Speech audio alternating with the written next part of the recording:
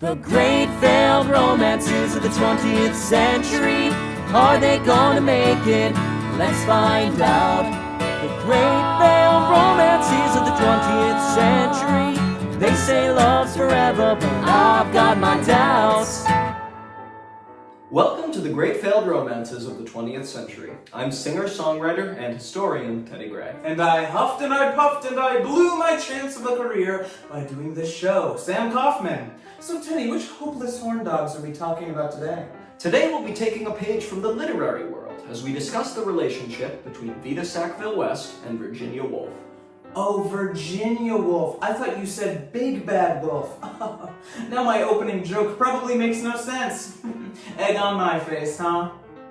Virginia Woolf was born Angeline Virginia Stephen into a highly communicative and literary family.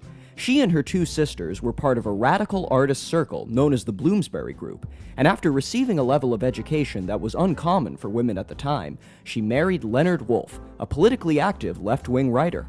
Vita Sackville-West was born to an aristocratic family and was 10 years younger than Virginia. Despite their disparity in age and background, they both found success in the literary field, each independently becoming one of the most well-respected writers of their time period. At age 21, Vita married British politician Harold Nicolson, who she found to be a mysterious character. She didn't know the half of it. Throughout their entire courtship, Vita claimed that Harold was entirely chaste and never so much as kissed her. This was, of course, because he was gay. It's true. By the time that they were married, both Vita and Harold had already had numerous same-sex relationships, but because of the societal prejudices of the time, Harold couldn't be open with his sexuality.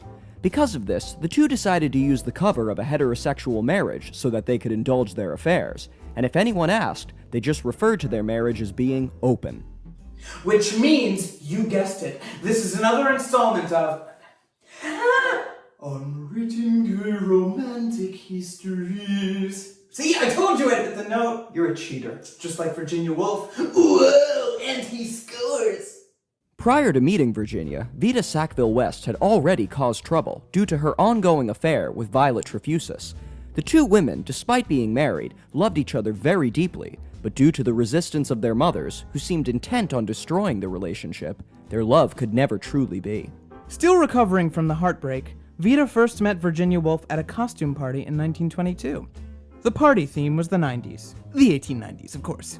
And Vita was immediately taken by Virginia's intelligence and beauty.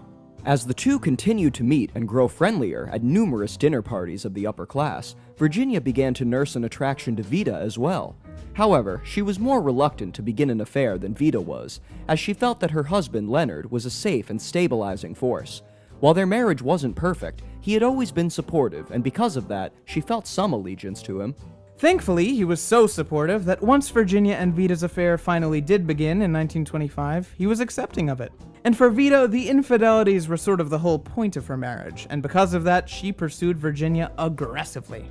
Due to this still being the 1920s, the new lovers couldn't FaceTime each other or make each other mixtapes. Though if they could have, I'm sure they would have included numerous songs by Teddy Gray. He made me say that. Help! And because of that, most of their courting was done through letters. Their affair occurred while both women were going through artistic peaks, and it seemed as though that every word they committed to paper was rife with profundity. So sure, we've all received love letters. We've all written love letters. But imagine your lovesick pedestrian prose going up against a love letter written by Virginia Woolf. Inevitably, you're gonna fall short. Vita legitimately felt this way, considering Virginia to be the superior author. Many of her letters and diary entries reference her feeling inferior to Virginia and being in near awe of her brilliance. Their relationship dynamic, which can be observed throughout these letters, is clear. Vita is the free spirit, determined to win over Virginia and trying desperately to impress her. Virginia is a bit more guarded with her praise, as well as her feelings, and you get the sense that while she did care deeply for Vita, she didn't fall quite as hard, or perhaps didn't allow herself to. And to Vita's credit, despite her mad infatuation, she knew better than to push Virginia too far out of her comfort zone, and initiated very few sexual encounters. For all her worldliness and experience, Virginia was a more fragile woman, and Vita knew that she couldn't force herself upon her. Because of this, the letters they sent back and forth are the most sexually charged materials related to their relationship. Vita was unguarded with her feelings when writing about Miss Woolf. "I simply adore Virginia Woolf, and so would you," she wrote in one letter to her husband. "You would fall quite flat before her charm and personality, and her ability to go diving for pearls in my clam cave." Actually, I made up one of those lines. Can you guess which one? However, in the latter half of their 10-year affair, things started to cool down, and the differences between the two started to rear their heads more often than they initially had. While Virginia was attracted to Vita's free spirit, she took issue at times with Vita's willingness to take up with anyone who struck her fancy, feeling that this perhaps cheapened their bond. In the 1930s, Virginia criticized Vita for her unfortunate involvement with Oswald Mosley and the New Party. From there, the two sparred over their differences of opinion regarding the imminent war.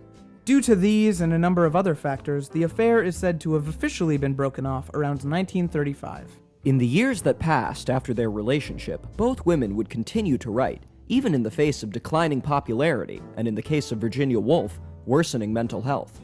She tragically died in 1941 at the age of 59, but her work has continued to be acclaimed and celebrated, with many viewing her as one of the greatest writers of the 20th century. Vita Sackville-West hasn't been lauded with the same level of praise, but she still continues to be respected, not only for her writing, but for her freewheeling attitudes on relationships in an era that frowned upon that sort of thing. And her decade-long relationship with Virginia remains her most legendary affair.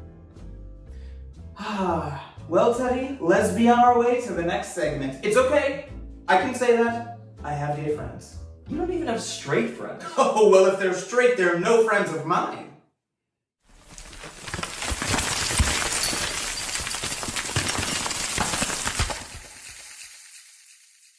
My dearest Theodore, I write but with one request in mind. Please, indulge my eardrums with information on your heavenly composition. Also, the war is going terribly. Everyone is dead. Sincerely, Sam Kaufman, Esquire.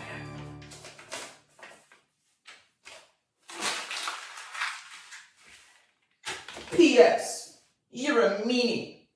This song is called Letters, and it's an ode not only to the correspondence between Virginia Woolf and Vita Sackville-West, but also the joys of a repressed age, where sexual desires could often only be expressed through the curves of calligraphy. Wow, pretentious much? This song layers various excerpts from Virginia and Vita's letters over each other, and overwhelms the listener with their prose. Creating an immersive 3D experience for anyone listening on headphones. If not, it will sound like a complete clusterfuck. He's not lying. But regardless, enjoy Letters. But Teddy, we never found out. Who is afraid of Virginia Woolf? Was it the butcher, the baker, the witless song maker? She sends me letters, she sends me letters, she writes me letters, she writes me letters, she sends me letters, she sends me letters, she writes me letters, she writes me letters.